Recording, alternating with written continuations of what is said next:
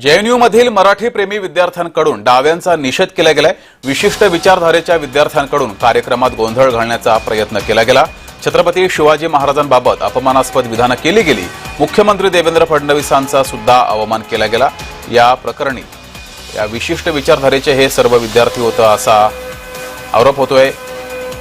या विद्यार्थ्यांकडून डाव्यांचा निषेध केला गेलाय। दिल्लीमध्ये छत्रपती शिवाजी महाराज सामरिक आणि संरक्षण केंद्राच्या कोनशिला अनावरण शुभारंभ प्रसंगी हा संपूर्ण प्रकार घडला होता।